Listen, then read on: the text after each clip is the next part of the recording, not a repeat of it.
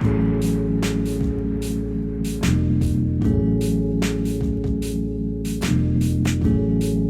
everybody, welcome back to Ice Cave Radio. I hope you all had a wonderful Thanksgiving break if you're in the United States. And if you're not, then I hope you had a wonderful last Thursday, I suppose. But we're back to talk a lot about Star Wars Unlimited and Charmer.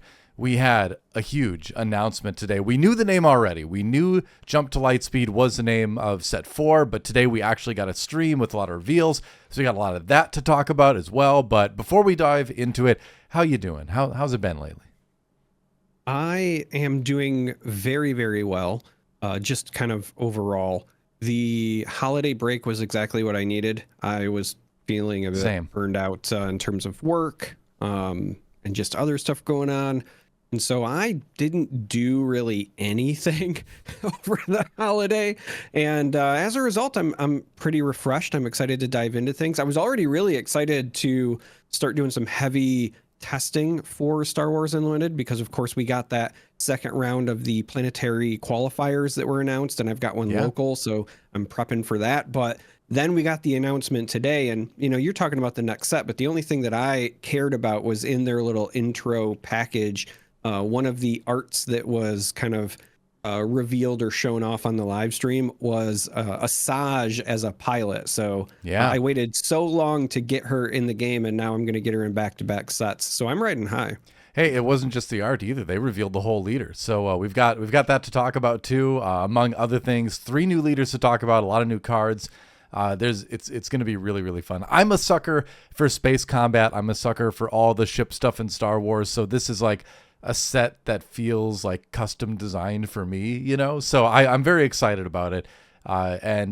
Before we get any further though, check it out up there. We've got all of our wonderful Patreon members. So if you'd like to see your name up there too, if you want to help support what we're doing here in the channel, throw your name up there, or actually no, go join the Patreon, and then we'll put your name up there as well. You get the episodes a day early, and you get everything that's every piece of content that's not competitive content a day early. The reason why we don't do the competitive content a day early is because we want to avoid people getting spoiled. So that everybody gets at the same time. But deck techs episodes, that all comes out a day early on the Patreon.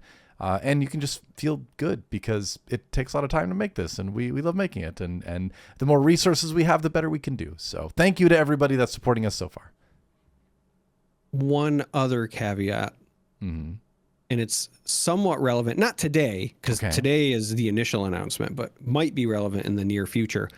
We also cannot share early if we ever receive spoiler cards. Oh, because obviously those have embargo dates with them. That's true. And since we're about to talk about a brand new set, hopefully we'll have that opportunity to do that again sometime here in the near future. I've got a feeling that we will. Yeah. I got a sneaking suspicion that that might be part of the plan for the Set 4 releases. We'll see. But it could be good. It could happen. Yeah. But you know what? We did a cave poll like 2 weeks ago, Charmer, and we didn't get to it because we didn't do an episode. So I think it's time to get to it.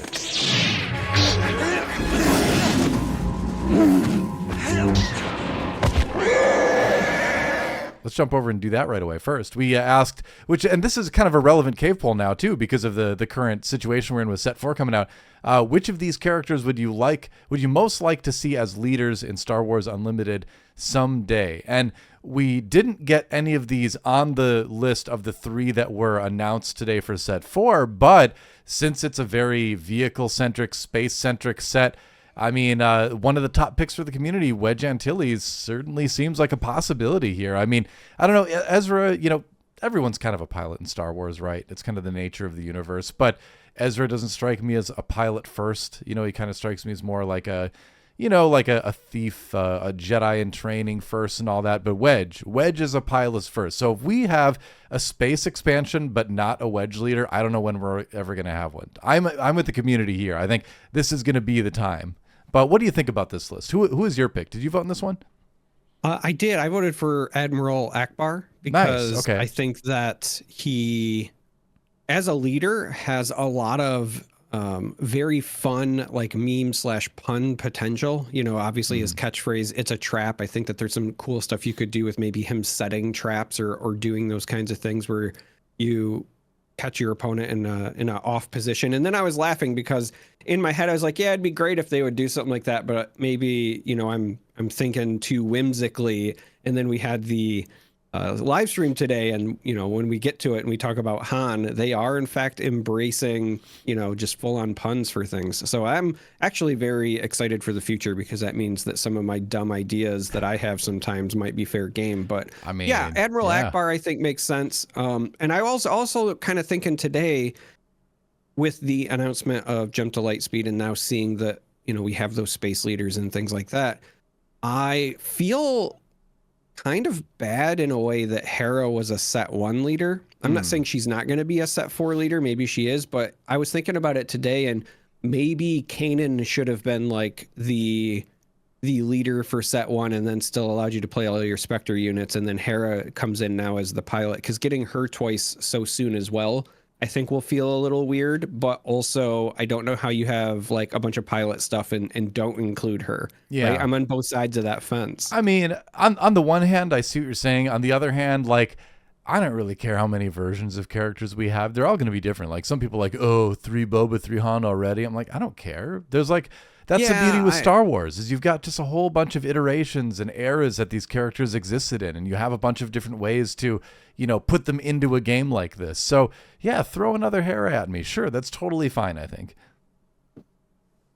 I'm with you there as well. There are certain characters that I just expect to see a lot. Actually, if I'm being honest, there are some characters I'm surprised we haven't seen more often. And perhaps it's because they save them for when they really want to do something truly special, right? But I'm kind of surprised, for example, that it took us till set 3 to get an Obi-Wan leader.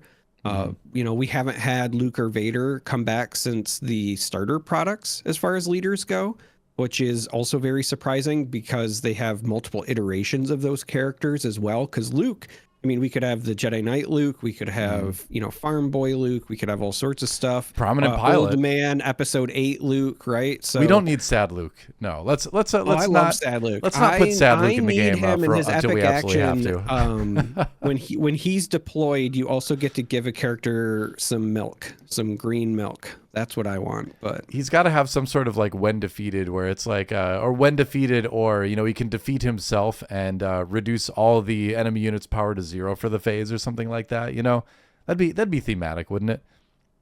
Yeah. Considering he I could see that. He OD'd on the Force, I guess. I don't know. Don't get me started on the sequels, man.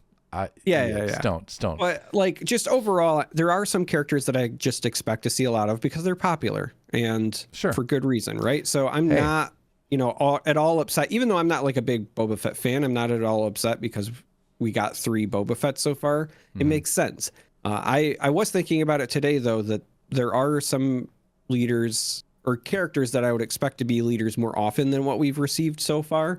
And similarly, I do also think that there's a number of characters who have not yet been leaders. So looking at this, like, I picked Admiral Akbar, but Wedge is another one that jumps out to me, right? Like, I would be absolutely shocked if we don't get a Wedge leader character for Jump to Lightspeed. It would feel like a crime. Yeah. I would also potentially expect like a Plo Koon.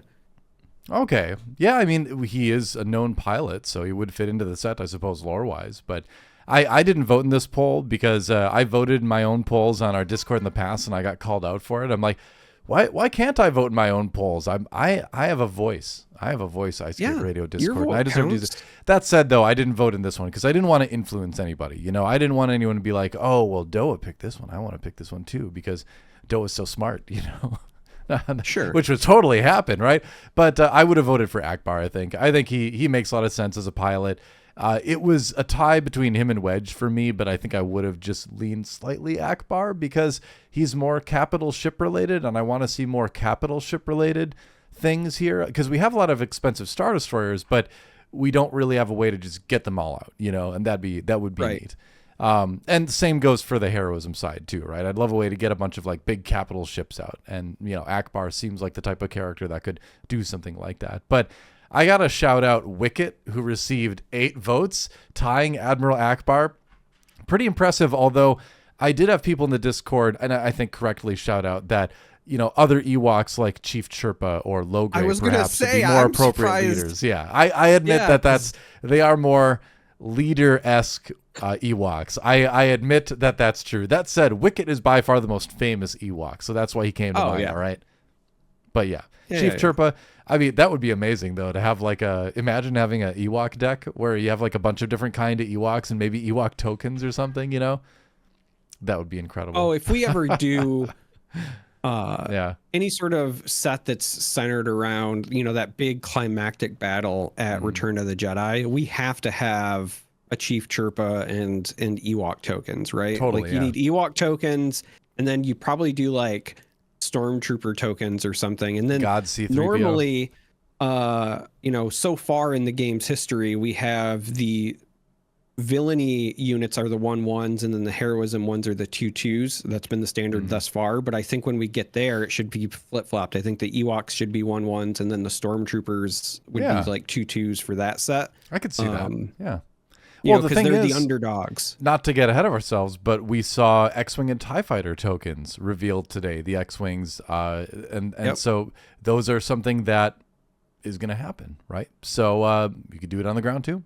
Why not? I mean, we already did with battle droids and clone troopers, but I think stormtroopers and then some sort of, either Rebel Alliance or some sort of heroism facsimile could work too. But Admiral Oswalt, just getting back to our poll here, got 0 votes. The Armor, who I think was a pretty good choice, having some sort of defensive, very upgrade-centric heroism Mandalorian archetype. I think the Armor could fit into that. I'm a little bit surprised Poe Dameron didn't get more votes, but I think he's just not as popular of a character. But man, talk about a pilot expansion. His whole thing is being a hotshot pilot, right? So it feels like he's got to be in there somewhere. But not a lot of votes in our poll, at least. Yeah, I was just going to say that I feel like Poe's probably not getting the votes because kind of what you were saying with Admiral Akbar, right? Admiral Akbar, he's more capital ship oriented. And you could say Poe Dameron is going to be your leader of the squadron or whatever, but he just isn't. When you see his character on the screen, he doesn't scream leadership material. Like I know that's kind of a knock. That's kind of the whole. That's kind of the whole plot point of Last Jedi. He's not a leader. He's not just the hot shot. He's like the hot head as well, right? Like to me, he is the Raphael, not the Leonardo. If that makes sense. I could see that. I wish Admiral Oswalt had gotten a vote. I understand why he didn't, but I think he also sort of symbolizes all the Imperial, officers that we could see as leaders in this case, because we got a lot of guys on ships and on vehicles. General Veers makes a lot of sense if you want like a ground pilot focus thing, or Admiral Piet, Captain Nita would be another one. Like there's a lot of captains and admirals and things out there that you could make into leaders too. So I hope we see some representation of the Imperial leadership in terms of like the Imperial military, right? Not something Force related this time. That would be cool. Yeah. But that's our cave poll. And if you want to vote in it, join our Discord. We're going to put them up pretty much every week. Didn't do it this weekend because we already had one to talk about, but we're going to put up one this coming weekend. But I'm ready to move on to our set 4 talk, because there's a lot of stuff to talk about. So I think the first thing, because we're going to dive into the cards, we're going to talk about all that. But before that, let's talk about this, which is kind of an announcement that, I would say some people have controversial feelings about. I do not at all. But let's talk about it. I think it's kind of cool. So Jump to Lightspeed is going to include what are called the Carbonite Edition boosters. And they said on the stream today that these are packs where every card in the pack has some sort of art treatment to it, whether it's foil or hyperspace or alternate art. So, or this special like carbonite foiling, I guess they talked about. They haven't shown that yet. But this basically seems like a way to really sort of, bling out your deck, for lack of a better term, without sacrificing any of the competitive side to the game. There's no new cards in this. It is purely for aesthetic purposes and for collectors. And I'm fine with that. I've always been kind of a minimum rarity gamer, except for the leaders. Like in the games I play, if there is an alternate art for the leader, I like to have that just because it's fun. But as far as the cards in my deck goes, I mean, sometimes they're only on the board for like a minute or something like that or less. So who cares if it's the special sparkly version, right? I just see alternate arts for the most part as a way, it's a pathway to get more cards to build more decks. I just want to play a lot of different decks. So for this, I'm probably going to pick some up because I think it's going to be fun to open on stream and make content with. But I don't really care too much as a player if these cards are in my deck or not. But I know a lot of people out there, do care about that. Ultimately, at the end of the day, I'm just happy that it doesn't interfere with the playing side of the game. It is purely just for collectors, which is great. I think if you're going to do something like this, this is how you do it. But what's your opinions on these? I mean, I have several opinions, but they're all entirely personal. First, let me say how opinions work. I disagree with you. I think that your regular cards also need to be shiny, especially if they're like your favorite characters, right? You got to bring out the characters you love. That aside, I think that this is probably a positive for the game, because the more I was thinking about it today, the existence of these alternate versions of cards, I suspect, again, they haven't shown it off, but I was kind of thinking, I think that the carbonite rarity or carbonite foiling might end up kind of looking almost like Damascus steel. And if that's the case, if it has that kind of machine, it's going to look beautiful and I'm going to want it. But I think the existence of these special versions of cards will actually drive down the prices of the regular versions, because the people who are, rarity hunting are going to want these versions, right? And if your base cards are more accessible, that means onboarding people to your game is a little bit easier. So from a secondhand market perspective and a game accessibility standpoint, I think it's probably going to be a net positive. For me, on a personal level, because they also said, I believe in the live stream today, that these are going to be like a limited print run. So these will never have reprints. Like they'll do the one run when the set launches and then that's it, right? Mm-hmm. So there is going to be some level of scarcity. We don't know what's going to be in them yet. I don't know if they're going to do, serial numbered cards like, say, Magic does. But one way or the other, it's going to make some of these cards like very rare and hard to find. And I was somebody who before this was trying to accumulate a master set. I'd say overall I was roughly about halfway there. I've been, trying to pick up showcases when I can, trying to pick up, judge promos every time when they're available. Just all of those things that I still hadn't got my convention exclusive set. Like I've been putting that off, but for the most part, I've been working on trying to get just like one of each card in all of the versions they were available, right? Like I just wanted a master set for me. Never done it for any other card game. I really like this game. I enjoy playing the game. It's a good IP. I like the company. So I was like, all right, I'll do that. This is probably going to push me off of that. Now, that's a me problem, and I understand people trying to chase a master set is an incredibly small number. The people who like this product are probably significantly more than the people like me who are likely going to just like give up on the master set thing now. I'm sure there will still be people who chase it, but my pockets aren't that deep because I play too many card games. Doing this was already difficult as it was. So what I will likely switch to is I will probably start approaching my collecting for this game similarly to what I do for Flesh and Blood. So in Flesh and Blood, I have two classes, Assassin and Guardian, and I just play those two classes, and then I try to get the like coolest versions of cards for those classes. Like I bling out my Arachne deck, for example. So for this game, I will probably, just pick my favorite characters, Sabine, Asajj, Ahsoka, etc. And then I'll just try to get the cool versions of their stuff. So whatever that ends up being out of the Carbonite packs, I'll get those. And that might mean also just buying singles. I'm sure I'll pick up some of them. It's fun to gamble. I also really like this product as a way for local game stores. I'm not saying that they're obligated to do this, but I really like it as an enticement thing for prize support.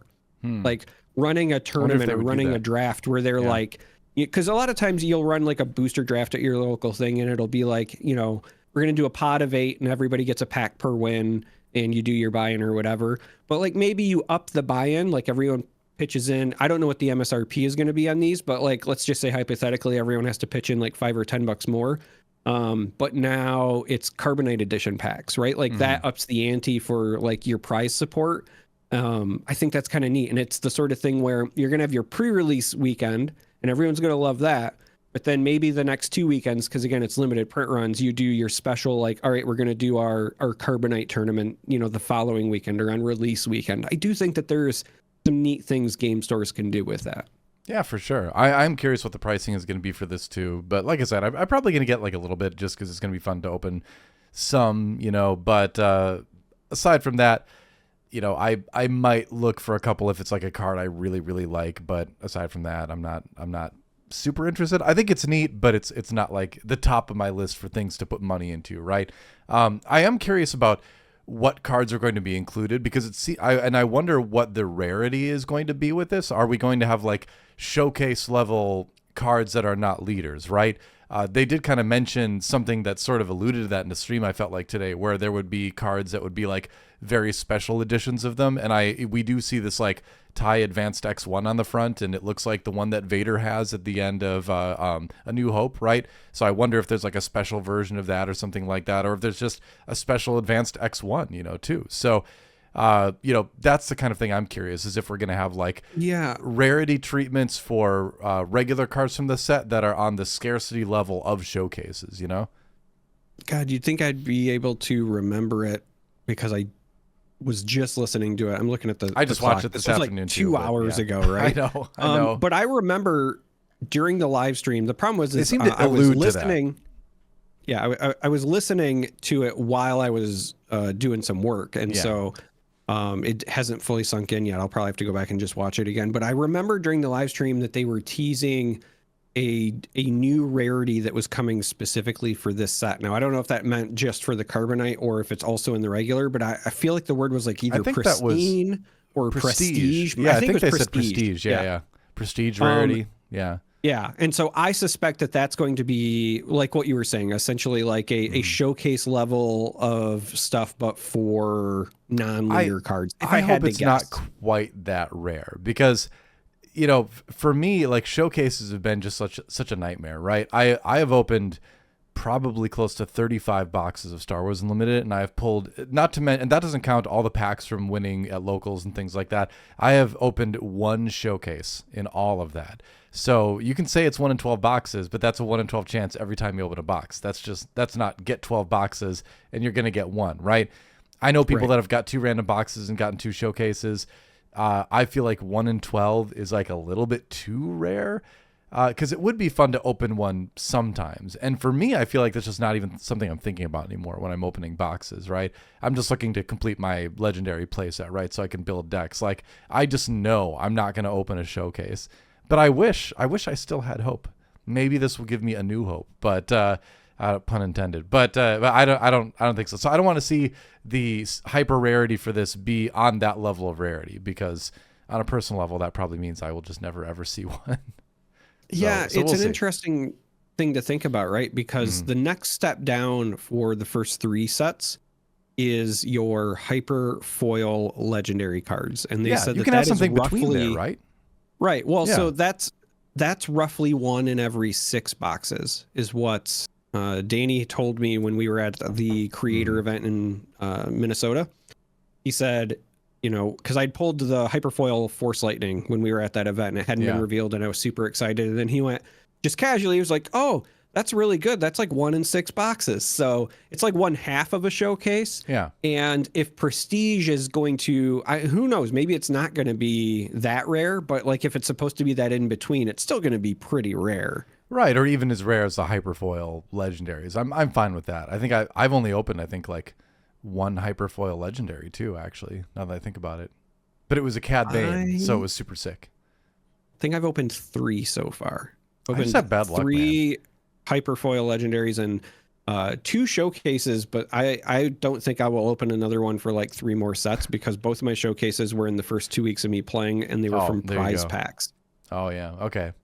Yeah. I have good pack luck in other games. Like other games I have like scary good pack luck, but This game, I don't know why. It just doesn't like me. But anyway, I'm still looking forward to opening a couple of these. I think they're going to be a big hit with collectors, so it's a cool addition to the game. But enough about packs and collectability. Let's move into set 4, Jump to Lightspeed. So they announced 2 leaders from the set. So we'll start by taking a look at those, and we'll start with Boba Fett. Welcome back.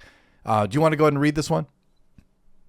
Yeah, I mean, it's a wall of text, but yeah, it's not as complicated as it's going to sound. So on the leader side here, right, we have a villainy aggression version of Boba Fett. When you deal non-combat damage, you may exhaust this leader. If you do, deal 1 indirect damage to a player. Now, there is reminder text here, and this is one of the new mechanics that they were explaining comes with this set. This is the reminder text. It says that player assigns 1 unpreventable damage among their base and units. So it's very important that that word unpreventable is there. That means that if you have a unit with a shield on it and you assign damage to it, the unit still takes the damage and the shield is preserved. The way Danny explained it on the live stream is that the shield can't prevent it, so it still takes the damage. And then because the shield did not prevent anything, the shield is not defeated as per the text on the shield. And so this indirect damage is, I guess, going to be a kind of a key mechanic coming in this set. And I'm really looking forward to the kinds of decisions it forces players into, right? Anytime you give players agency over how, you know, they essentially have to pick their poison, I think that's a really cool thing. You kind of the epic action. Oh, go ahead. Oh, no, I was just going to say you kind of have that a little bit in the Cad Bane leader from set 2, where it's not indirect damage. It'll still, hit a shield, but it is still damage where your opponent has to figure out how to, apply it. Same with the Gray Squadron Y-Wing too. Yeah, the Y-Wing kind of thing, was the other one. And the Y-Wing's, I think, the closest because that one you could also assign to base, just like with this. So I think that's another interesting bit. But please continue. So the epic action is if you control 6 or more resources, choose 1. That's right. It's no longer just deploy a leader. Now you have a choice with your epic actions. So your choices are deploy this leader. Okay, really straightforward. Or deploy this leader as an upgrade on a friendly vehicle unit without a pilot on it. That's right. The stuff I've been clamoring for since the game was announced. If you go back and watch our early episodes, one of the very first things I said was, hey, I can't wait till characters can pilot things, because Doa and we played the old Decipher Star Wars trading card game, and that was one of the things you could do. You had ships and you could put pilots on them, and now we're there. So Boba Fett, the leader, if you deploy him as a unit, he is a 4/7 ground unit, and that's it. So not really exciting. For a 6 resource deploy, a 4/7 is very vanilla, and keep in mind there is just no text if you deploy him as a ground unit. However, he also says attached unit is a leader unit. So if you deploy him as an upgrade, whatever you attach him to gets treated as a leader. So what that means is when you attach him to a ship, you can no longer say waylay that ship and then lose the leader upgrade. So that's really important. It also means cards like Vanquish can't get rid of whatever it is. Right. Or Merciless Contest says, or something. Yes. Also says, when deployed as an upgrade, deal up to 4 damage divided as you choose among any number of units, and then also provides +4/+4 in stats. So if you deploy it, again, as an upgrade, whatever you're deploying it on gets +4/+4, and you get that nice comes into play effect of hopefully clearing up the board a bit. He's like got a little mini overwhelming barrage attached to his when played, or when deployed as an upgrade rather. So that's kind of a neat little thing. But yeah, this is kind of the pilot mechanic, right? Where you deploy something as an upgrade. We see that also the pilot mechanic comes on regular units too. We're going to look at a little bit later too. But that's neat. You can buff up a small unit to something quite large, right? I mean, imagine if you put him on, I don't know, just like what's a good ship example? We could, Fett's Fire Spray. Put him on Fett's Fire Spray, and suddenly it's a 9/10. This flips on 6. You could play Fett's Fire Spray, comes into play ready, then flip Boba, attach him as a unit, and then get to attack with like a gigantic 9/10 space unit too, as long as they don't have a way to deal with it. So the flip turns are going to be pretty scary if there's a ship to put them on. I think that's going to be a big key with the pilot leaders, right? Is that if you're playing against a pilot leader, you really want to keep in mind, because in the up till now, we deal with leaders where it's like, okay, how do I remove the leader once it's played as fast as possible? I think everybody kind of has to have that game plan for the most part in Star Wars Unlimited games, right? Now we're going to have to add to that, okay, how am I going to need to make sure or do my best to make sure that there isn't a ship for the leader to attach to on their flip turn? That's going to be another thing to sort of think about too, is not just the leader itself, but making sure there's no ship for them to jump into. And, it might not matter. Throwing out a 4/7 on the ground for free is still a good thing, right? That's still a strong move. But I think you're going to really want to make sure that a lot of these leaders aren't going to be able to get onto the ships at all, right? I think that's a lot of people are like, oh, upgrade removal. I'm like, no, ship removal, man. Like, make sure there's nothing in the air. That's what you have to do with that. But well, it's going to be. Let me stop you right there. Sure. Because I also want to make sure that this is covered. They said it on the live stream, but I don't think people have really thought through all the implications quite yet. It's not ships, it's vehicles. Oh, so yeah, vehicles. That's a good point. Ground units as well. Anything that has the vehicle trait. So one of the things that I'm like kind of waiting for is being able to deploy, say, Boba Fett onto an AT-AT, right? Yep. Or because there's like reinforcement walker, the AT suppressor, or things like the AT-ST that has overwhelm on it. So you put this on a unit that has overwhelm, and suddenly that +4/+4 makes it a 10/11 overwhelm that counts as a leader. That seems pretty strong, right? So there are some ground units that I think will become more relevant. Even stuff as silly as like escort skiff, right? That was just kind of ambush fodder before. I think suddenly gets a lot more value because you could ambush it the turn prior, and then if it survives, you just stick a leader on it. Yeah, I mean, give you that versatility. The funny thing is that I was thinking about that too. Actually, is that there were a lot of good vehicles released in Set 3 just now, right, on the Separatist side. Like imagine exploiting out an 8/8 Separatist super tank and then putting Boba Fett on it and making a 12/12 on the ground. That's on your flip turn. That's pretty scary, right? So yeah, you're absolutely right. There's actually a lot of good vehicle options as well, and I wonder if we're going to get, like, in the case of going back and theory crafting about a possible Wedge one. Sure, he flew in ships, but he's also very famous for wrapping up AT-ATs on the ground, too, in a snowspeeder. So you never know. I mean, isn't his Set 1 art him in a snowspeeder anyway? It might be. Let me look. Well, okay, no, never mind. I thought it was, but his Set 1 art is him in an X-Wing. Why did I always think that was in a snowspeeder? That's interesting. I guess it was just kind of like, I don't know, what do they call that? Mandela effect, where I just didn't look at it too closely.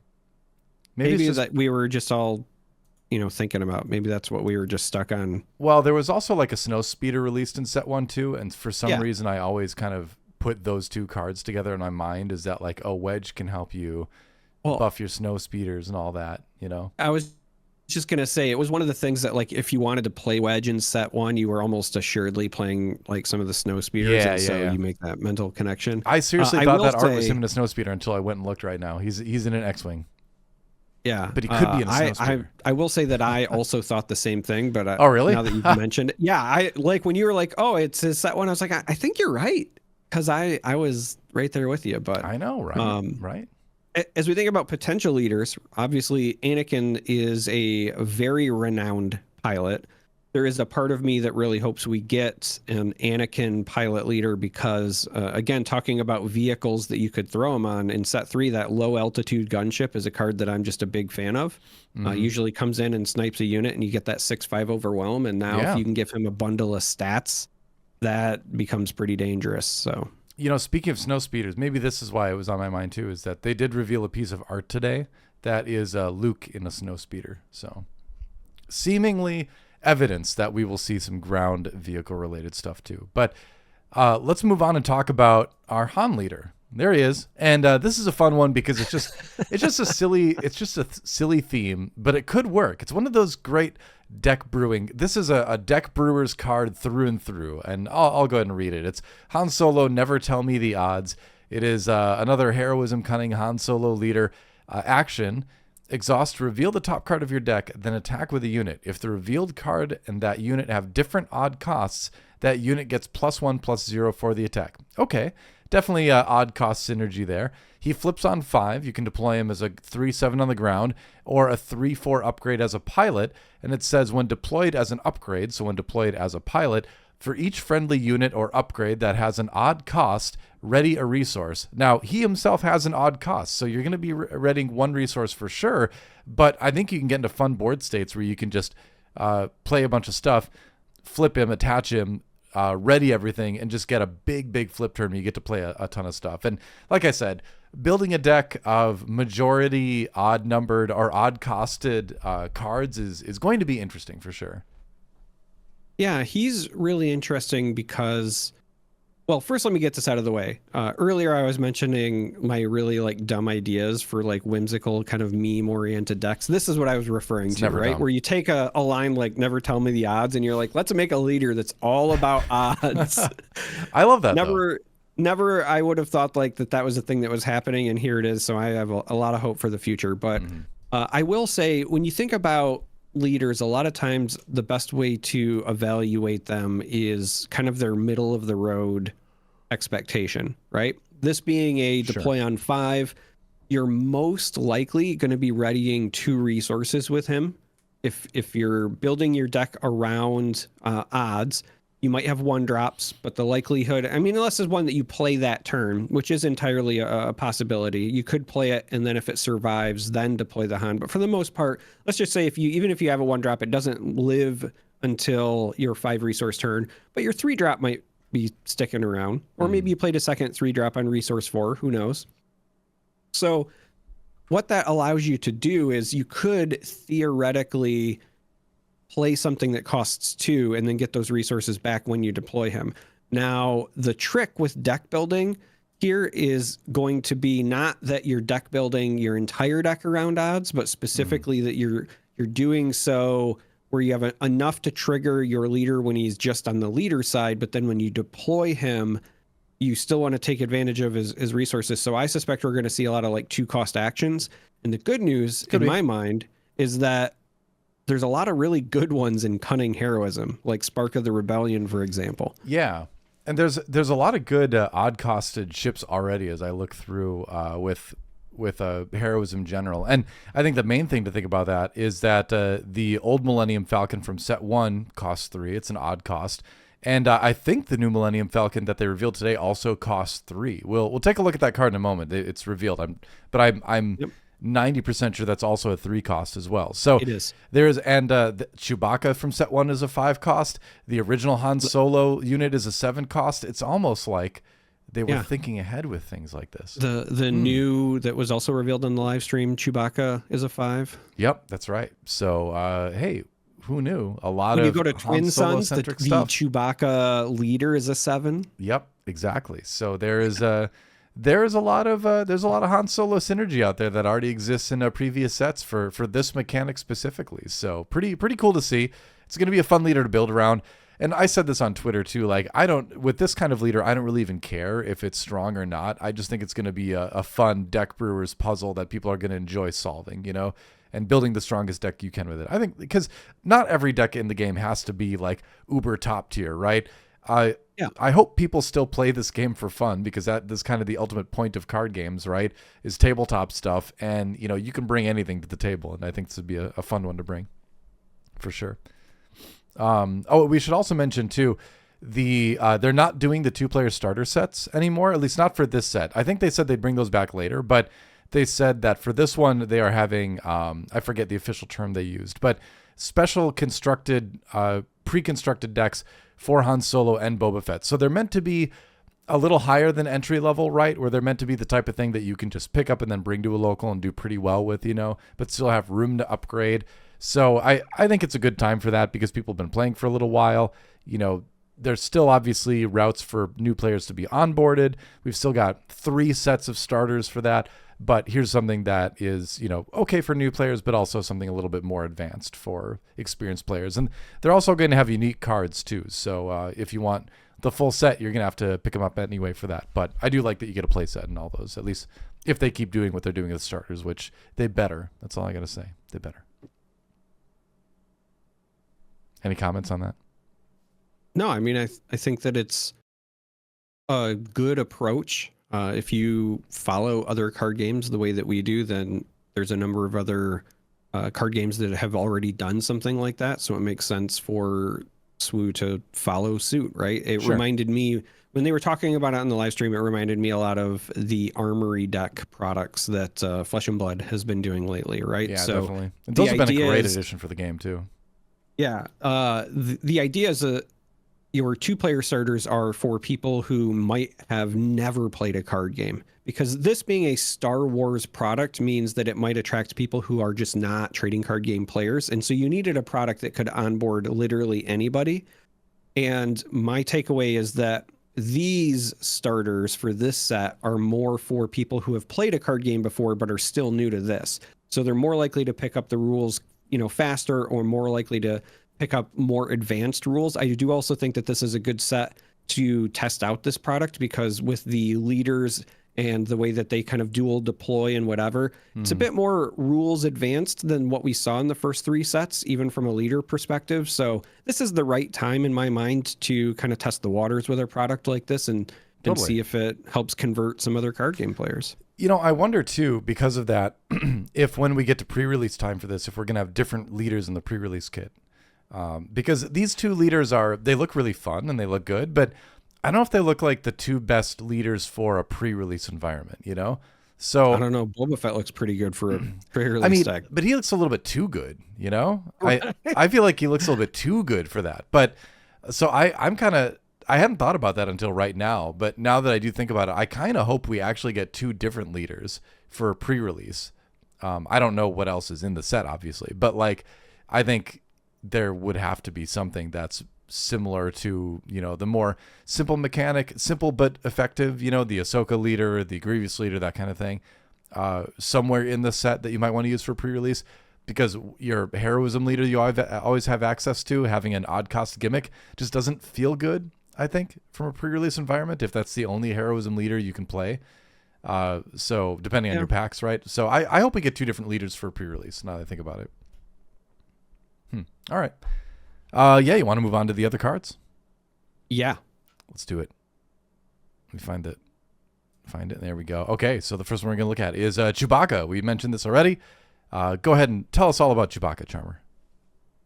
Chewbacca is exciting, in my opinion. Chewbacca is a 5-cost ground unit in heroism and command, has a 5/6 stat line, and says this unit can't be defeated or returned to hand by enemy card abilities.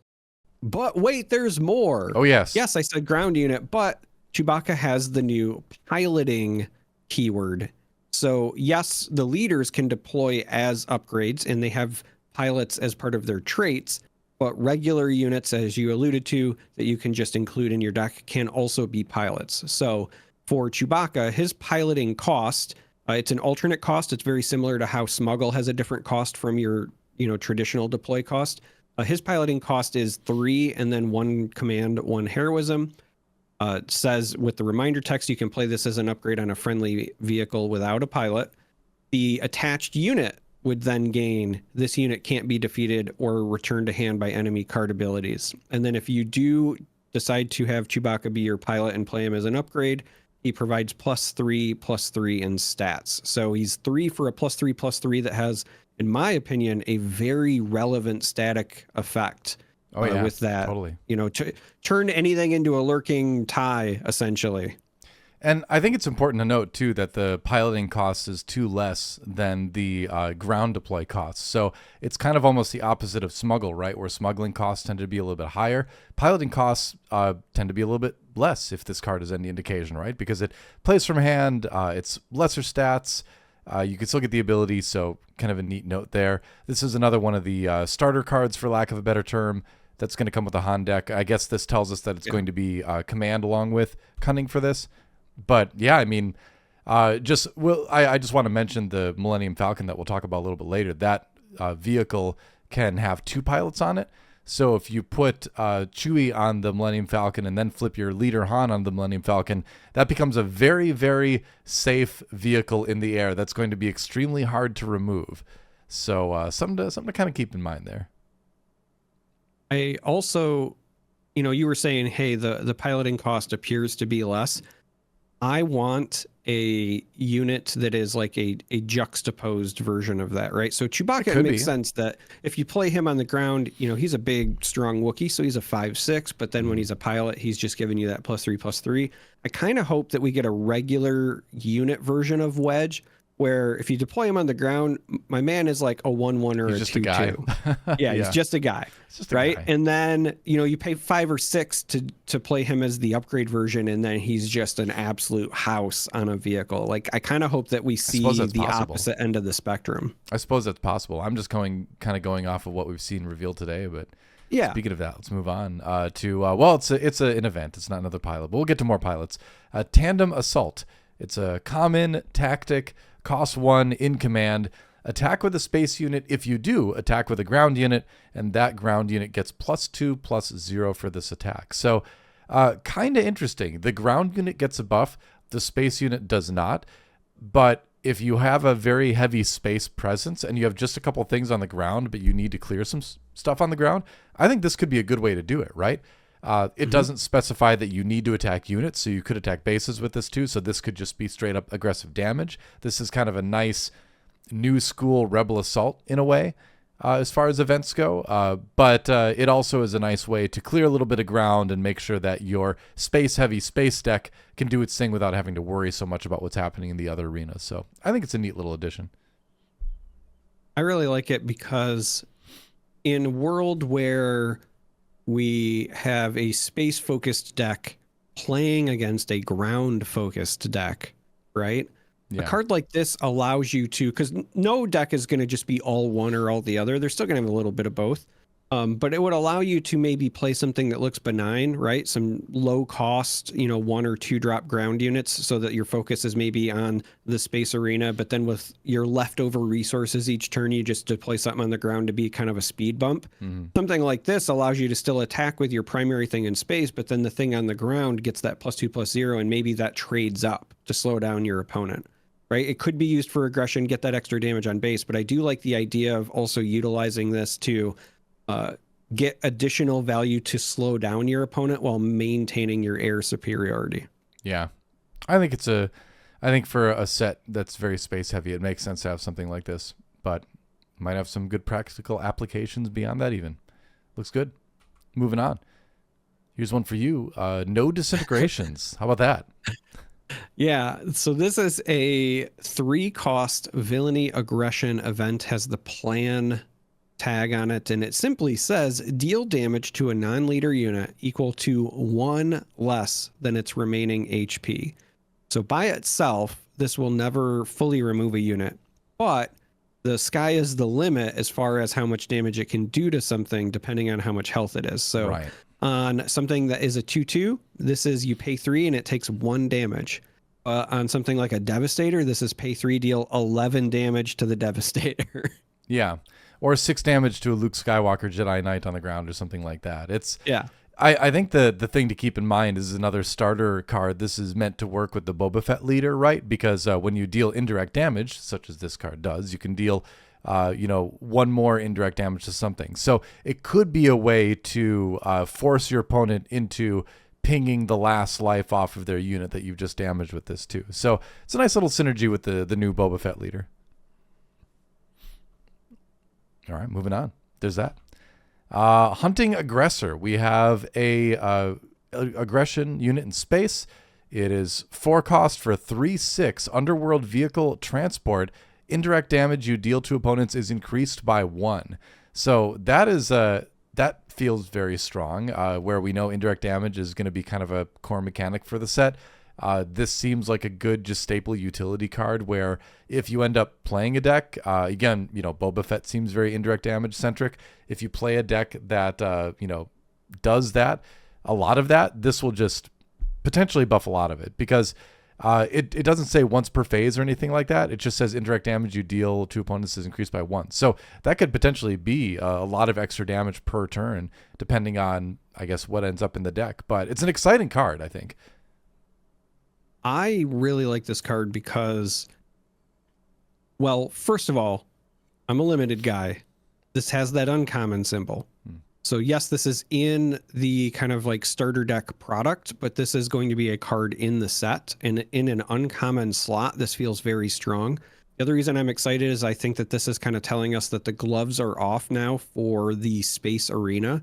So for the first 3 sets, typically, whatever you were paying for a ground unit, you would get less stats or less abilities overall in space. Now, there are obviously exceptions, but for the most part, if you were paying for a space unit, you kind of got like the bare minimum. This is for 4 a very highly statted unit. Yeah. And it's also just aggression. So it's not even like a dual traded unit. I think we're going to see a lot of very strong, very powerful space units coming in this set. This has the underworld keyword, or not keyword, tag, trait, etc. So could also fit into some existing decks. I'm looking at stuff like Bosk, for example. I just think there's a lot of potential with this. Mm-hmm.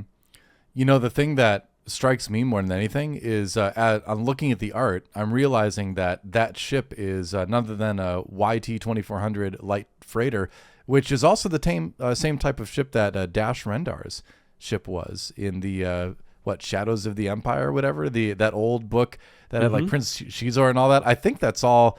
I thought that had all been relegated to Star Wars Legends and all that, but I wonder here. I wonder, it could just be any old, light transport, right? It could just be that model, the YT-2400, but a part of me hopes that that's the Outrider. Okay. Maybe we're getting Dash Rendar back in some way.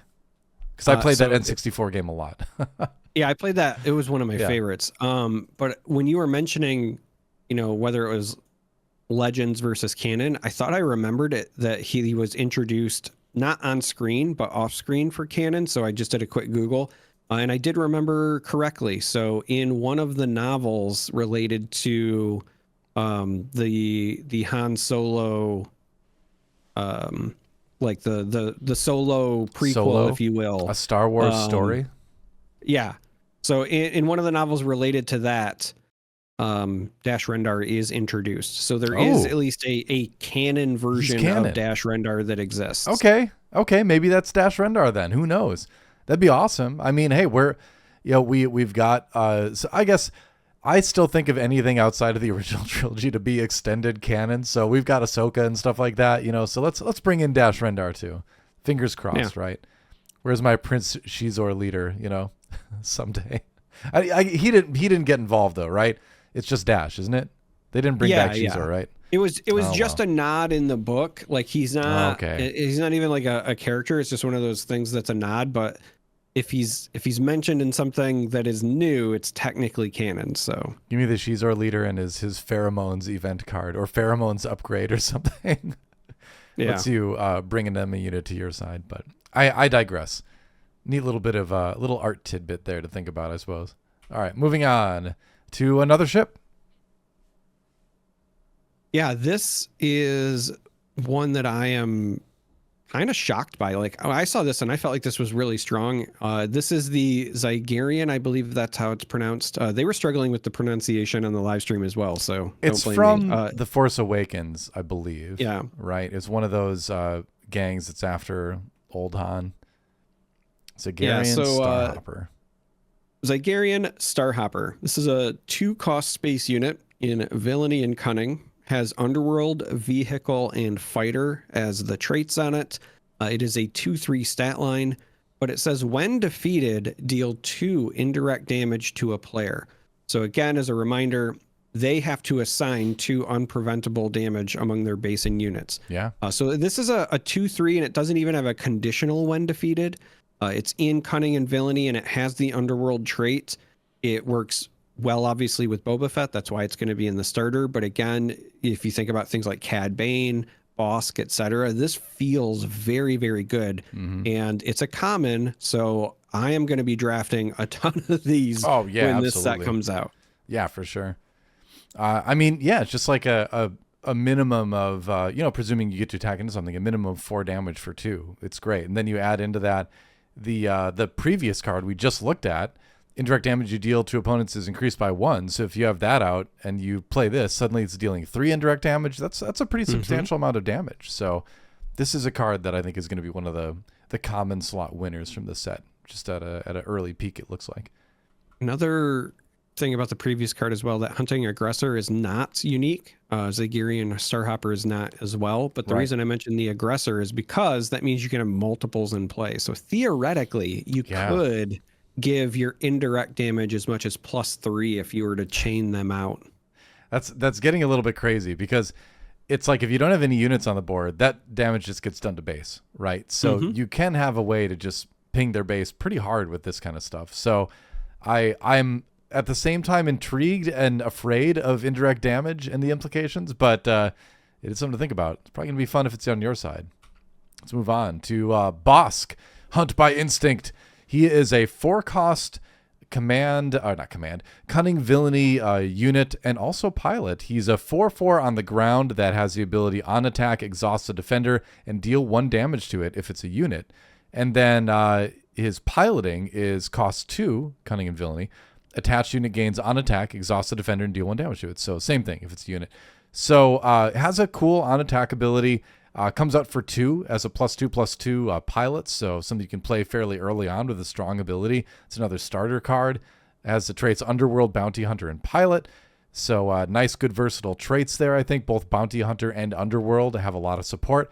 So this is not only looking like a great card, again, for the Boba Fett leader, because it does deal an indirect damage when it attacks, but it just looks like kind of a good card in general if you're looking to buff up again, Cad Bane, or, a different, well, I guess set 1 Boba we won't be seeing for a while, but, other Underworld leaders, right? Jabba, maybe he would fit into, depending on if you're running some sort of Bounty Hunter package or Underworld package or something. So it just looks like another solid card. Yeah, I'm a big fan of this. It's also one of those cards that I think is sneaky good, because in the starter with Boba Fett, obviously dealing that 1 damage turns on your leader, but also it's one of those things where you can... What I want to get at, the indirect damage mechanic is going to kind of care about the total health on your opponent's board, right? Because they're going to be able to assign them here and there. So anything that's doing extra damage like this is going to be relevant. He just feeds right into that. But the other thing that really jumps out to me is he can attack things with 1 health and then not take any damage back, right? As somebody who's played a lot of Sabine, that's usually one of the best ways to get value trades with your Sabine unit, the old set 1/2 drop. So here, if you're playing a deck that, again, does indirect damage and people are trying to keep their units alive so they take them down to 1 health, Boss can punish them and say, okay, well, I'll just attack that, and then it's just gone and my guy takes no damage whatsoever. Mm-hmm. And I remember just to clarify too, the Boba Fett leader says non-combat damage, right? So I think wording wise, it can get a little bit confusing, right? Because indirect damage, if you use it in sort of a general sense, could seem like it means any damage that comes from outside of combat, but indirect damage is a specific mechanic now in Star Wars Unlimited. Non-combat damage is just any damage that's not from combat, right? Right. Boss could do that. I think the thing to keep in mind with pilots too is that you can have a vehicle unit in play a pilot on it, and then attack with that unit in your next action, right? So essentially, pilots, if they have their ability on their piloting side too, to a certain extent, kind of get like rush or charge or whatever it is in other games where they get to attack the turn that they come into play. So that's the thing to keep in mind too, is that you can get a lot of these benefits right away the phase that you play it, if you play it as a pilot, and their abilities kind of carry over like this. So that's something kind of cool, is that you don't have to wait, right? This Bosk ability you could potentially get right away with your next action after you play him. Yeah, I like him a lot. Yeah. All right, moving on. How about this? I also really like this card. I like this card quite a bit. So the card is Never Tell Me the Odds. Yes, we've said that a few times already when talking about the new Han leader, but this is just another card that goes right into the theming. But I honestly think this card is good enough to just see play in general. Yeah. The card is a 3-cost event. It's in Cunning and Heroism. You discard 3 cards from an opponent's deck and 3 cards from your deck. But then you deal damage to a unit equal to the number of cards with an odd cost discarded this way. And this is odd itself. So if you're going for a deck that's built entirely around just odd cards, this is a guaranteed 3 damage, with the upside of potentially being as much as 6. But the real thing that stands out to me when I look at this card is that it is direct damage that's available in Cunning. It's also a discard from deck mechanic. So if you were trying to play a control deck that was, say, Cunning and Vigilance oriented, you have another tool in your arsenal besides things like, just the Vigilance card or Satine or whatever. You have another thing that you can use to deplete your opponent's deck.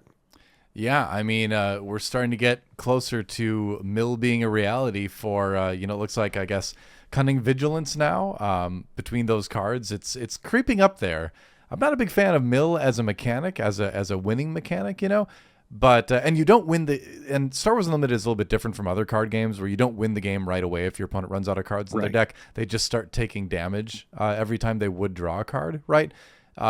So Mill isn't as scary as it is in other games, but it's certainly starting to look like a more valid strategy in a control sense with a card like this being added too. So we'll see. We get a little bit closer every set, I feel like, to a Mill deck. And I know there's people out there waiting.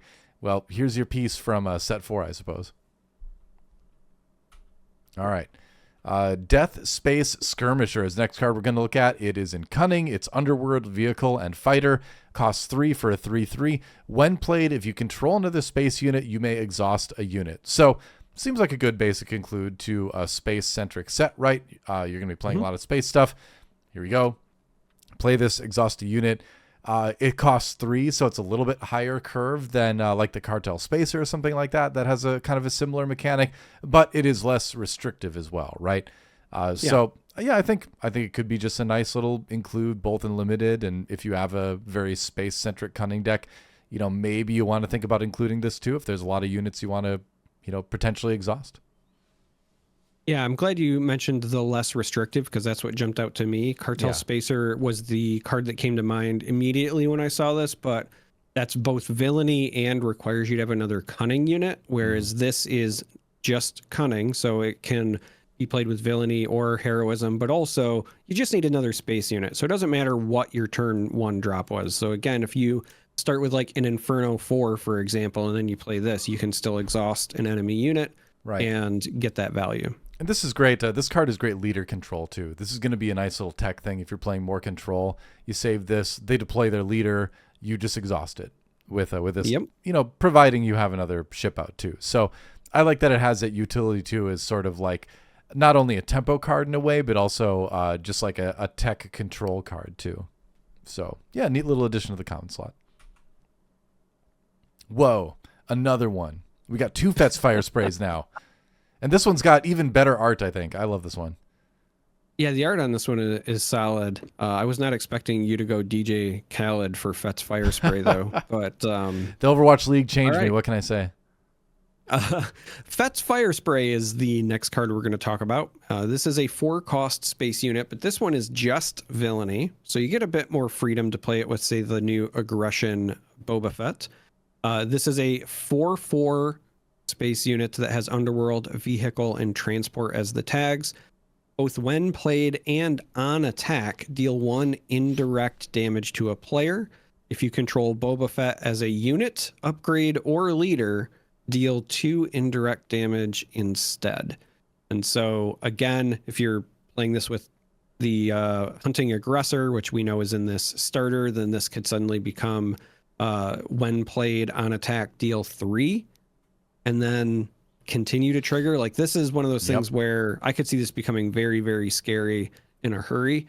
I think this is a pretty solid card. I'm excited to see if it makes a splash at all in constructed play. One of the things that also jumped out to me, it's funny because Boba Fett is kind of built around the indirect damage. But on the other end of the spectrum, so far, he's the only leader who has an armor where he can prevent damage to himself. Now, obviously, Boba Fett's armor doesn't stop indirect damage because it says right in the reminder text it's unpreventable. I did just kind of find it cheeky that he is, right now anyway, the leader that's centered around like, hey, here's some damage, but also don't deal me damage. He's just a jack of all trades, man. I mean, that's what a good bounty hunter needs to be, I suppose. Yeah. And some people I know were like, Well, why isn't it Boba and Jango? Well, I'll give you two reasons for that. One, because the art is Cloud City art, so this is clearly like a later in life version of Fett's Fire Spray, where the first Fett's Fire Spray could arguably be from a different era or any era per se. But also, do you really want Jango to have yet another tool? Because this would be amazing in Jango decks, and yes, I think it might be like a little bit too strong in Jango decks if this was usable by. I mean, the thing is, you can still totally put it in a Jango deck. It still does that 1 damage, so it's still going to be good in that. But the 2 damage would just be out of control, right? So I think that's maybe a reason why Jango wouldn't enable the 2 indirect. This also says if you control a Boba Fett as a unit, upgrade, or leader. So you could also still play this in Django, deal with the 1, but if you have the legendary set 1 Boba out, right? You 3-drop Boba, 4-drop Fett's Fire Spray, and you're still dealing 2. And then that's not counting if we get any just regular units of Boba Fett, as whether it's a leader or a pilot or whatever in this new set. So there's still options. That is a good point. You could even pay 6 for it and put it in the heroism Boba Fett, which I might kind of be tempted to because it might actually just be that good. It's 4/4, so it's a manageable thing. It can still be takedowned and all that, but definitely a powerful looking card. Moving on to another powerful looking card. Welcome back, Millennium Falcon. 3 for a 3/4, so same stat line as our set 1 legendary Millennium Falcon. This one is only heroism, whereas the other one was heroism cunning. This is like a later in life Millennium Falcon possibly. But rebel vehicle transport, you may play or deploy 1 additional pilot on this unit. This unit gets +1/+0 for each pilot on it. So going back again to that Chewbacca character from earlier, which would give what was it? 3/3 to a unit. I'm trying to remember 3/3, yeah. 3/3 to a unit, and then makes it safe from various removal things. So that would, with the +1, you'd already be up to 7/7 then, or 8/7, I guess it would be. No, 7/7. Yeah, 7/7 on this. I'm bad at math. It'd be a 7/7 with Chewbacca on it. Well, remember it gets +1 for each pilot on it, so Chewie would give an extra +1. So it'd be a 7/7. And then you play the Han Solo leader unit on it, and it gets on your flip turn, it gets even bigger. And sure, they might be able to upgrade or remove the Han thing, but they can't remove the Chewie in the unit. So this Millennium Falcon will do exactly what that Falcon and Chewie and Han did in the movies, which is just be very irritating and hard to get rid of. So I like that thematically it has that aspect to it too. And man, it's going to be a strong unit if it stays out. So I like it. So there are 2 things that I want to point out that you didn't cover. Sure. That's why you're here. The first is this is the first Millennium Falcon that has the Rebel trait. Good point. Obviously, the set 1 version, just Underworld, but still pretty iconic. The set 2 one with Ambush was the one from the Han Solo, Star Wars story. A Star Wars story. So this is our, as you said, later in time version of the Millennium Falcon. The second thing I want to point out is, obviously it's the Millennium Falcon, so it's got the unique little star. So that means that it has a subtitle. The subtitle on this is one of my favorites in the entire game so far. It's great. This full name of this card is Millennium Falcon Get Out and Push. And the art is the Falcon like stuck on an asteroid. And so I just love the mental image. Like, I know it's not actually stuck. You can see the trail. It's flying through the air. Yeah. Listen, I know that it's flying, but it's done in a way that's just like cheeky enough where like it looks like it also could just be stuck or wedged in between the asteroids. And so I just have this mental image of Han telling Chewie to get out and push, and it makes me chuckle. Well, it was I think it was Leia that asked if she should get out and push when they were having trouble with the hyperdrive in Empire Strikes Back. Was it that, or was it she complaining, can't this go any faster? And he says, why don't you get out and push, or something like that? That's the way I thought it went, but I think I'm right, but I think the YouTube comments will tell us for sure. Should we look it up now and decide it, or should let comments? No, let's just get it straight in the comments way George Lucas intended. Like, subscribe, and then tell us which one of us is wrong. Thank you. I'm sure it's me. I think it is too, but not because of any cocky reason. I'm not. That's great. I'm not getting cocky, but I just think I'm right. That's all. We'll find out. I'm doubly embarrassed if I'm wrong, but I think I'm right. Anyway, because remember, because Leia says, "Would it help if I got out and push?" And Han just looks at her really irritated, and he goes, "It might." So basically saying, yeah, get out in space. Yeah. That's okay. So now that I really think about that scene, that's the exchange. I just remembered that he had something snarky, so that's why I thought he would. I thought she said like, "Can't this go any faster?" And he said, "Get out and push." But no, you are. That is it. She said, "Would it help?" And then he said, "It might." I just remembered that there was an exchange. Now you're partially right, because Leia does ask at some point, can't this thing go any faster? She does say that at some point in the movies, but not in the same. At the same time. Yeah, I was gonna say. I think that was earlier in the series, not the part that you're talking about. It's like when she's first with him, something like that. Yeah. But anyway, I just need to go back and rewatch them. It's been a while, and we're at that point in the year. Normally during the holidays. Yeah. No, I usually do it like once a year during the holidays. Okay. So typically, because my work, we do a lot of like remote work during the holidays. During the Christmas holiday break, I typically do my Star Wars watch through, and then during the New Year's holiday break, I do my Lord of the Rings watch through. That's like my yearly thing. So Lord of the Rings is obviously just the extended editions of the Lord of the Rings, and you don't touch The Hobbit, right? We're just clarifying that. Here's my fun thing. I only watch the second Hobbit. I do. Wow. Wow. The desolation of Smaug. I do like the Smaug one, yeah. Wow. I think I saw that once in the theater, and I never went back. That's it. But so I'm curious. I'm more curious about your Star Wars watch through. What is your Star Wars watch through? What do you omit? What do you keep in? So I typically had watched everything. With the exception of like last year, I did not like rewatch the ninth. I just couldn't do it. Yeah, that's understandable. But that's just because I'm also usually like watching it with the kids and whatever, and it's very easy and nice to just put it on in the background while I'm doing stuff. So sure. I've got the free time to do it. Now, as far as like order goes, the way that I usually do it is I start with Rogue One. And then, because that's like the perfect segue into A New Hope, and then I do it that way, and then prequels, etc. I think if I don't have a designated watch through that I do every year. I just kind of, whenever I get in the mood, I'm like, I'm just going to watch that movie. I haven't watched it in a while. But if I did it, I would probably just go. I'd probably go prequels, Rogue One, OT, and leave it at that. And I'd probably just skip the sequel trilogy. And I like the characters that are introduced in the sequel trilogy. You know, I like Finn and Rey and Poe and Kylo, but I just don't like where that series went at all. So I don't like what they did to the original characters. So I'm just, I'll be happy I'm happy to see them in the card game.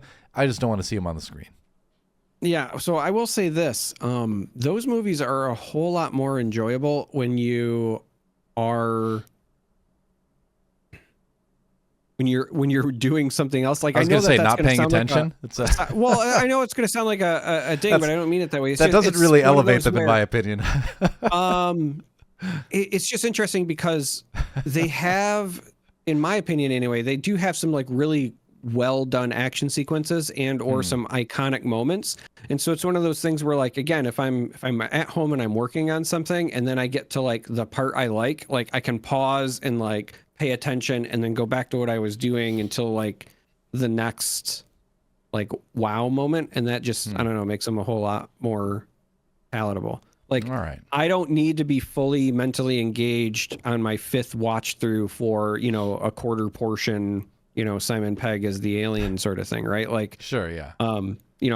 I experienced it the one time, but I don't need to be there. But you like, need to be a quarter engaged. Yeah. Every time that opening sequence starts, though, where Finn's having the anxiety attack and Kylo stops the blaster bolt and whatever, like, I always sit and watch that. Like, that's a great sequence, Agreed. Yeah. All right. I mean, I don't think that necessarily makes them any better, but there were a couple great scenes here and there, but for the most part, moving on. We should do our whole movie critique or movie ranking episode at some point. Let's talk about, hey, this is a leader you might want to talk about.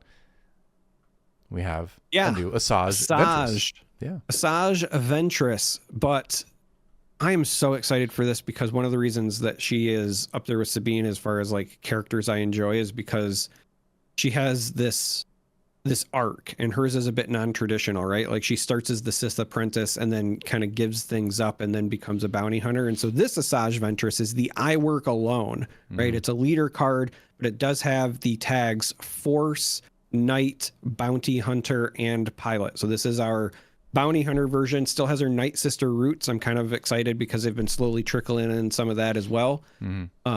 The leader itself is Villainy and Vigilance. Has an action of exhaust the leader, deal 1 damage to a friendly unit.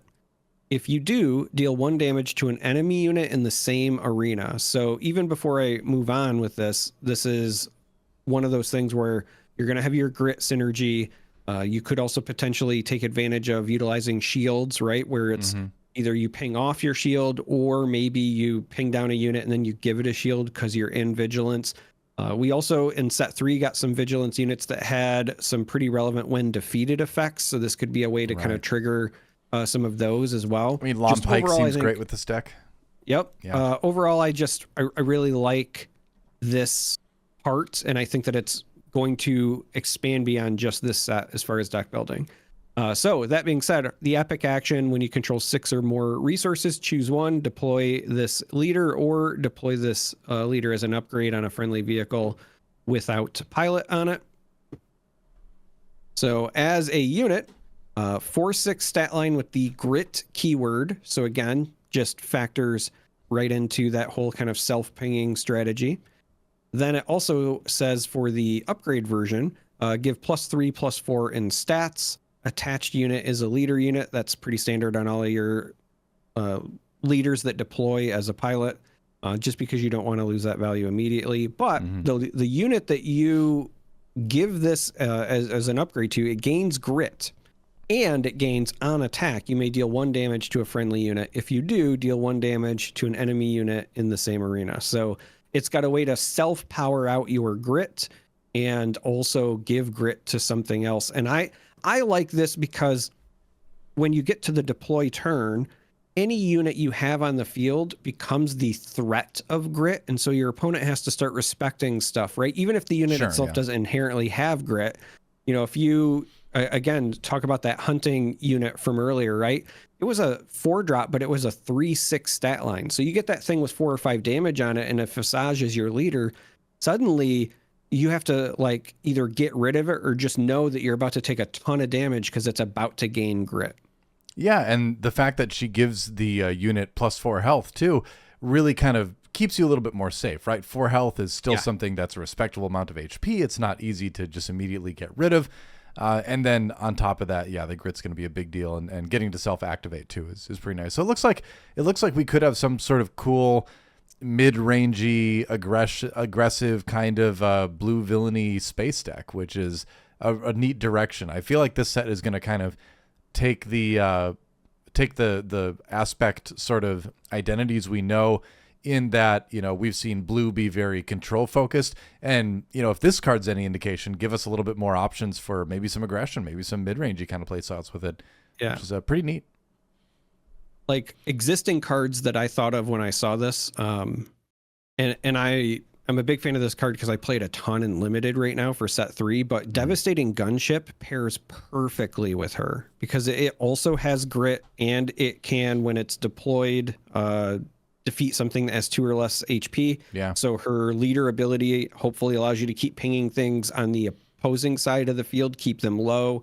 You bring in something like Devastating Gunship to eat something, then it has grit, so you can keep using your leader ability on it, or again, deploy her somewhere else, etc. I like when stuff comes full circle, and Devastating Gunship was a card that I already felt was like on the cusp of playability, even in Constructed, even though I played a ton in Limited. It's not quite there, I think, right now in the current meta for Constructed, but I could see that being very viable with this leader. Yeah, I kind of think too, you know, with the, you know, indirect damage mechanic being a thing in this set too, you know, will we get a lot of support for that to be a factor in this deck too? just helping that ping be even more meaningful because of the other damage coming in. So it's pretty exciting. Well, and as you talk about indirect damage, that's one of those things where that could be a double-edged sword for the opposing player. Totally. Right? If they start dealing indirect damage and then you pile it on something with a ton of health and then you deploy Asajj on it, well, how the turntables, as they say. Yeah. I mean, grit. The keyword grit can be sort of like a soft counter to decks that have a lot of indirect damage. That's a great shout out for sure. That's neat. You don't need to necessarily have a card to counter it. You've got a whole keyword potentially. Yeah. Very neat. You're indirect damage proof if you play a lot of grit a little bit with this.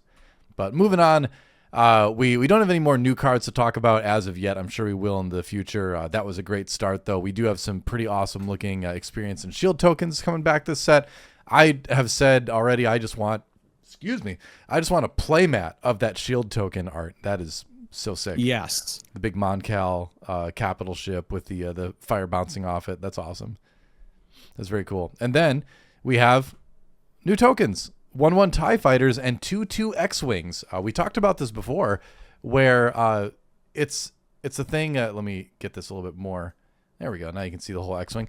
But we have like we said before, you've got this thing where the Empire has the cheaper ones, the 1/1s, the heroism side has the 2/2s. Maybe eventually we'll see that swap, but I'm just wondering what makes these, because if they're in there, we got to have cards that make them. So what cards are we going to see that make X-Wing and TIE Fighter tokens? That is an intriguing thing to me right now to wonder, what are those?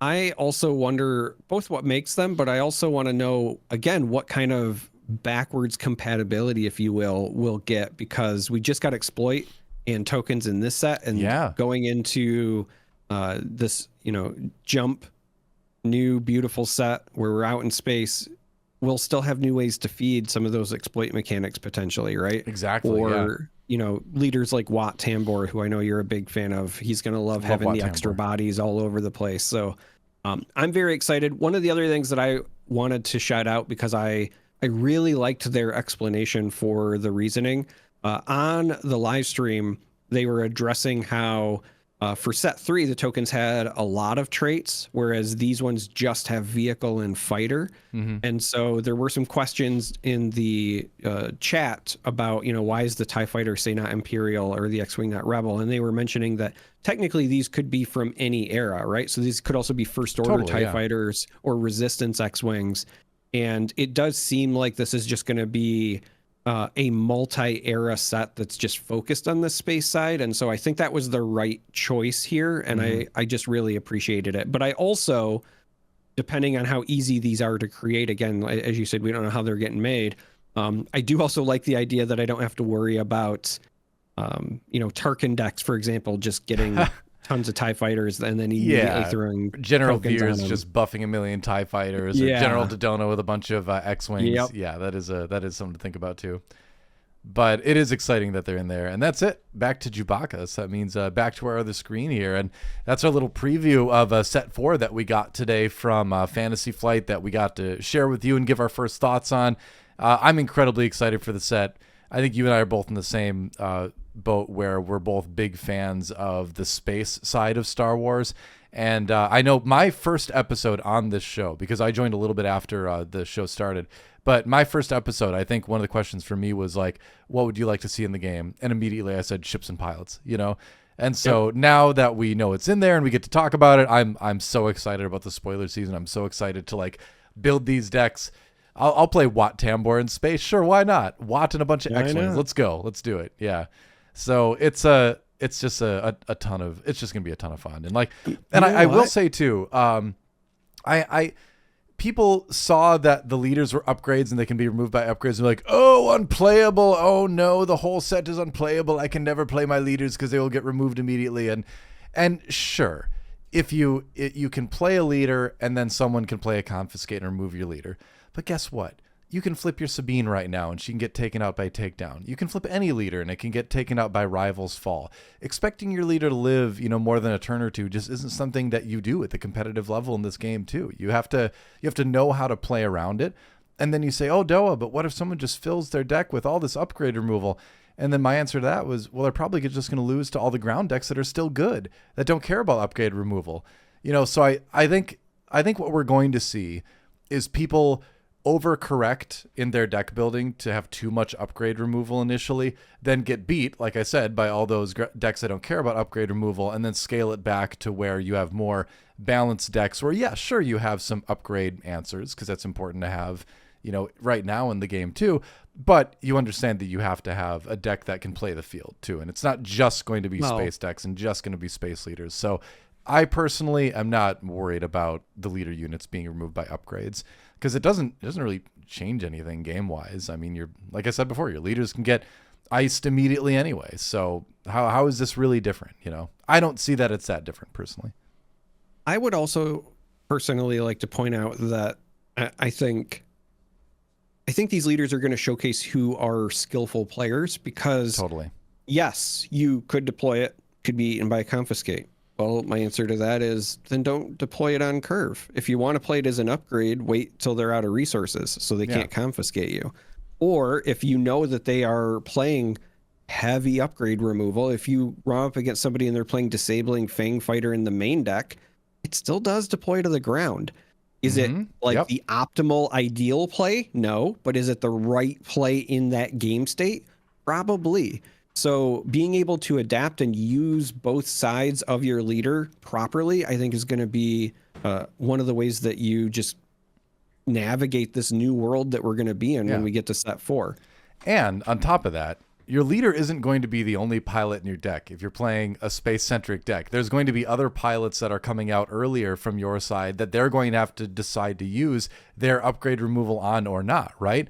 And that presents another difficult puzzle for them too, because they can either try to deal with your pilots in other ways, and we've seen already, like look at the Bosk, look at the Chewie. That makes small space units very strong and very scary very quickly. So there's a lot of incentive to use that upgrade removal before the leaders get flipped anyway. So unless you have, like I said, just massive amounts of upgrade removal, and sure, in that situation, a space deck would obviously have a very hard time. But again, you're going to be exposing yourself to a big amount of weakness from other decks coming in. So yeah, just for the people out there worried about, pilots, especially leader pilots being removed by upgrade removal, I really don't think it's a big concern. It is not something that I'm worried about. If you really think about how the game operates, I don't think it's going to be that bad. I want to piggyback off what you said as well, which is this is going to open up your deck building again for existing leaders where yes, you can play pilots just in your deck, and there are existing leaders that also would still really like that. So Gar Saxon also jumps out to me where, now you've got versatility. You can take advantage of his upgraded, I care about upgrades state, or you can just deploy it as a unit, for example, if you really need it in a pinch. I think that things are going to be far better than people think. And it always is. Like, the first thing you see when anything gets announced for any game, whether it's card game or video game, is all the doomers coming out right away and being like, dead game, I can't play it. And like, what those people are really telling me is that they just aren't very good players to begin with. And so why are we getting our advice from bad players? Those are the people that are saying those things. They're just not good players. And so, I think that's something to keep in mind.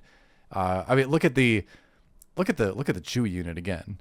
And I'm thinking about like this Chewie unit in a Sabine ECL list, right? Because you put that on a red 3 or something like that. Now they just can't remove your red 3, and it effectively is a 6/6 in space. Like that's terrifying, right? So you got to think about the full scope of things before you make knee-jerk reactions and claim dead game, right? As they always do. And I normally don't talk about things like this as much on the show, but I saw enough of it today that I felt like it was worth mentioning. I have one last thing that I want to discuss before we close out the show. Yeah. What is it? And it's specifically because of you and how much I love you. Oh, wow. I want you to know how excited I am for the future. I'm putting on we're going into the future cap. Okay. All right. It's the year 2026. Okay. Not too distant future.